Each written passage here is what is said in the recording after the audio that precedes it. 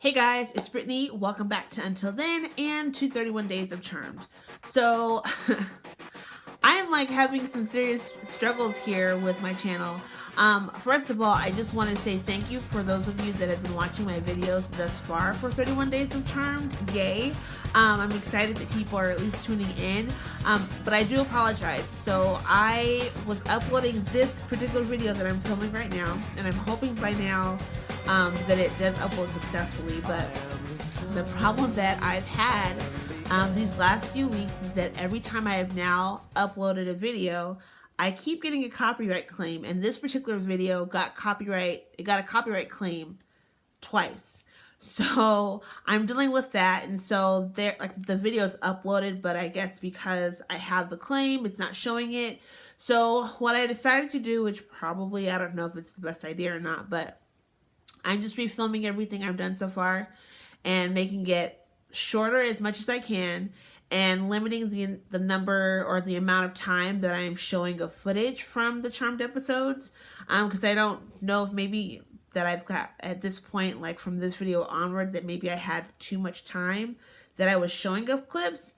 I know for this one I did like have a clip in there that was like maybe a minute and a half, and then I was kind of like, that's probably, not the best idea.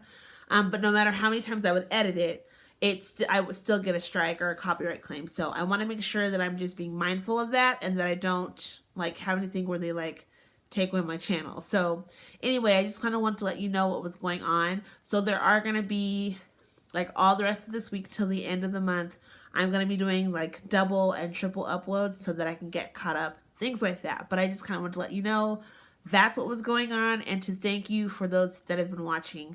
It's the most kind of activity I've had on my channel, and so I really want to keep that up. But I didn't want you to think that I just fizzled out and forgot about it. I'm dealing with YouTube. So let's go ahead and get right into the video. All right, so again, we're going to do like a quick recap, and then we'll get into likes, dislikes, and similarities. So at this point in the episode, we already know that Angela Wu is the Harbinger of Hell, that the Harbinger of Hell has taken over her body. And so at this point, the girls are taking shifts watching her at the house. They were left with her at the house. It's their responsibility to take care of her, keep tabs of her, to make sure that she's not leaving the house. One of the things that they show in the beginning of the episode is that when Angela touches something, specifically a living thing, it dies and it like turns into ash. So there's like a rat skittering across the floor. She grabs it and it just turns into ash. And so they just want to make sure that she stays within the house, that she does not go out, into the neighborhood and just, wreaking havoc there. And so that's what they're doing. Now, what ends up happening at the beginning of the episode as well is that Nico and her partner Trip, they come by the house because there's that whole missing student thing happening, and one of the missing students is Angela Wu. So it's clearly been some time since the Halloween party that they had at the house in the last episode, and Angela Wu, like the last place that she was at their house. And so Nico and Trip are there questioning them to figure out, like, where's Angela, do you know? They, of course, act like they don't know, but in the midst of this Q&A session, they're hearing furniture being pulled and moved upstairs, and of course, that's the Harbinger upstairs, and they can't, have them know what that is. And so before they really are trying to, like, play it off, or as they're trying to play it off, then we have someone entering the room, and this is our first official introduction into an elder.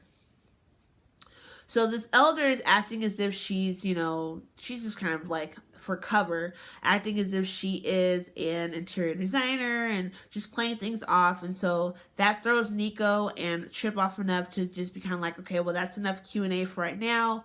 We'll be back later for more questioning, that kind of thing. And at this point, we get to officially have a more formal introduction to who this elder is, and her name is Charity. Who are you? Charity, the elder, and I am so sorry to have kept you waiting. You're an elder? What we end up finding out from Charity is not only that she's an elder, but that her mom's an elder, and that elders are basically witches. She's also there to let the girls know that at this point the elders have talked And the way that they're going to be able to take care of the Harbinger is to kill her. So there's a whole ceremony in place that they have to do. They have to prepare for that and then, kill the Harbinger. And the girls are kind of shocked by that because they're like, well, we know this girl. We don't really want to do that. Mel for sure is struggling with this decision. Part of it has to do with a flashback scene that we get at the beginning of the episode. And it's really of her mom, and Angela Wu. And this is around the time where Angela wants to come forward with her sexual assault complaint from or about Professor Thane. And so Professor Thane is the guy from the very first episode that she's accused of sexual harassment or sexual assault, and she's questioning whether or not to come forward. And Mel and her mom are basically telling her, when you're ready, we will be here for you. It's your decision. But we really get an idea of why Mel is so passionate about not wanting to kill Angela. So Mel, what she ends up doing, she wants to take it upon herself to just kind of figure out, maybe there's a way to save her. Before we even, go down that route, let me see if I can figure out how to save Angela. So she goes to the book. She looks for a spell to see, if it's possible for a person that's been possessed by something, if there's a way to figure out if they're still within their body. She does find one, and she has a quick little moment to talk with Angela. But basically that's her proof of Angela still being in there and giving her an idea to figure out how can we try to save her and still vanquish the Harbinger. She does go to talk to Charity about it to let her know that we can probably figure out a different option, but Charity's not having it. Charity's more like the game plan is we're going to eliminate the Harbinger, and so we're not going to even try to entertain that idea. So what Mel ends up doing is she basically kidnaps the Harbinger. Now I know I mentioned earlier that when the Harbinger touches something that's a living thing, it turns into ash, but earlier in the episode, Charity does do something where she either casts a spell or she cloaks Angela Wu, aka Harbinger of Hell, in such a way that it keeps her from harming someone for X amount of time. And so since she has that window, Mel's taking it to remove the Harbinger from the house. She goes to look for Maggie to let Maggie know, I've found a spell. Angela's still inside. We need to figure out where we can take Angela to be able to save her, to buy us some time so that way Charity doesn't know. So since Maggie is in her sorority, they do have some sort of extracurricular things that they're doing on campus. So she decides to take Mel and the Harbinger there. That's the place that she can think of to go. And as they're having this conversation, Trip, which is Nico's partner, is following them. They are able to get away from him and to lose him, but he's been following the girls because he's really suspicious of what's going on with them. In the meantime, Macy has been doing her own research. I believe she takes the ashes from the rat that was on the floor or something like that to do some more studying and figuring out just anything she can figure out about how best to deal with the Harbinger or any other details that would help in having to get rid of the Harbinger. And so she's briefing Charity and Harry on that. And by the time they get upstairs, as she's briefing them, they realize that the Harbinger is gone. So obviously it's Mel that's, taken the Harbinger, and Charity sends Harry to look for Mel. So Harry does end up finding Mel. He does find Maggie. He finds the Harbinger, and Mel basically quickly briefs him on okay, I understand what you're wanting me to do, but I'm telling you, I found a spell to save Angela, or that shows that Angela's still inside. And I'm not going to go through with this whole ceremony of getting rid of the Harbinger unless we try at least to save Angela. Harry does end up agreeing to go along with it to help the girls. And so what ends up happening next is that Mel is looking in the book for a spell of how to get rid of the Harbinger. And the book does open up to a page, but the page is blank. And so she's not understanding why it's not there. And Harry isn't either. He's trying to figure out why it would not show anything up. In the midst of this going on, Macy does eventually join the girls.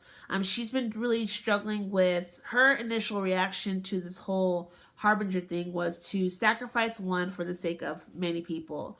But she's been wrestling back and forth with that. And so she really decides that she does not want to always had that calculated kind of cold reaction to things, and so she really wants to try to help as much as she can to save Angela. And it's when Macy shows up, and that all three girls are together, that a spell reveals itself. So it's still in that open page that's blank, but this spell reveals itself to the girls. And what Harry notices, or he comes to the conclusion, that this spell really was meant to be hidden until this specific time. So their mom must have known that this moment was going to happen. Their mom, her gift was that she had a gift of prophecy, and so she must have had a vision to let her know that this moment was going to happen. So in this next scene, Charity does end up showing up. Again, you know, they're saying like, Angela's still inside, and here's a spell to save her. Basically, it's an exorcism. And so she does go along with it, and they get ready to go ahead and perform the exorcism. This is by far my favorite scene in the entire episode, because we really get to see their culture and their heritage play out. But each girl has their own part of the spell or the exorcism that they're supposed to do. And then it's Macy really that, or not Macy, but Maggie, that really kind of brings everything all home. To really, she uses her power to be able to really connect with Angela Wu, to just kind of keep her focus on fighting the Harbinger so that she can be saved, and so that the Harbinger can be exorcised from her body. Angela, you've got to fight back. I can't do it. I can't. Tell yourself a different story, Angela. You're strong enough. You can do it. Now, amidst all this going on, remember I had mentioned earlier that Trip has been following them. He's really been suspecting something is going on, and so he's seeing all this stuff going on. There's, you know, all kinds of things, debris flying around, and he ends up getting hit in the head, I think, or either way, he ends up hurt. But it's not just that he's hurt, he actually ends up dying in witnessing all of this. So yes, the exorcism is successful, but Trip has died, and so that's the loss of their innocent, or of an innocent. And so at this point, Charity has the girls to take Angela home, and she's going to take care of at least covering up their magical tracks and making sure that Trip is taken care of. So fast forward, we're back at the house. Angela has woken up. She doesn't remember anything. She just knows that something was kind of off, but she does feel better. The girls are there to just kind of comfort her, make sure that things are okay. And then Mel's having to deal with Nico finding out that Trip is not only dead, but the way that Charity handled everything, she basically made it to where the students that had gone missing, and at this point they're actually all dead, that she's made it that he is the like number one suspect. He was the person that killed all those students to cover up all the things that they had been doing to save Angela, and just basically not leave any leads of the girls being connected to any of that. So that's essentially the episode. So let's go ahead and get into likes and dislikes. Okay, so the likes I have in this episode definitely has to do with getting to see their heritage and their culture played out. So one of the big things that they kept talking about in regards to like when they were getting ready to lead up to the premiere of the show and all the press junkets was that they not only wanted to have that representation, like they wanted to have the all Latinx ladies as the leads, but they wanted to be able to use that as a way to explore their culture and to have that displayed. And I don't know, I really enjoyed getting to see that play out. Like even Harry, like when they are getting ready to perform the exorcism, they're like, I don't know what kind of spell this is, and he talks about like the origins of the spell. Like I just really enjoyed that, and I just felt like they really took their time on this episode. Dislikes. So I didn't really mention this as far as the recap goes, but this episode still was kind of doing that thing where they're like heavy-handed on the feminism. I don't have a problem with that. My problem is how you execute it. So I want a show, I want a movie. Either way, I want your story to be told, and I want to be able to see the feminism without you telling me. So there was a lot of, I have this job because I'm here to encourage women, empower women, help women do something. I'm a women's this to help women. Like, and it's a lot of that. And I would rather, if you're going to be a lady CEO, I just want you to be a CEO so that I can visually see that I'd rather reflect on what I'm watching, noticing like, oh my gosh, like it's a woman CEO, than for you to pound me over the head and say I'm a woman CEO. So I don't know if that makes any sense, but that's just my perspective of a feminine narrative, or to have something that's feminist and to give your narrative of it. I just want you to show me and not always tell me. And then as far as similarities go, I would say for me,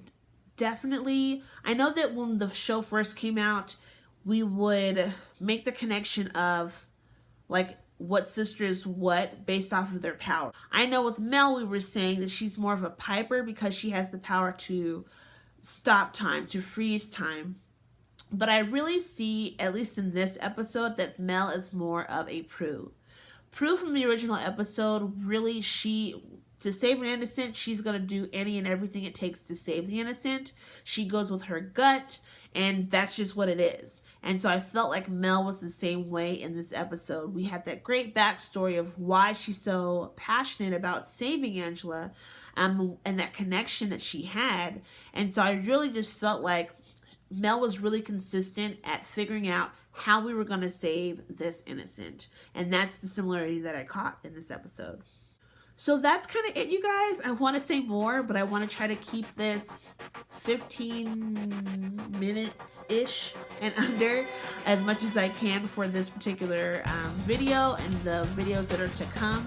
But let me know if there's any things that maybe that you caught that I didn't. Like, what were your likes and dislikes? Did you see any similarities that I didn't catch within this episode? Definitely let me know down in the comments down below, and I will catch up with you guys in the next video. Until then, bye.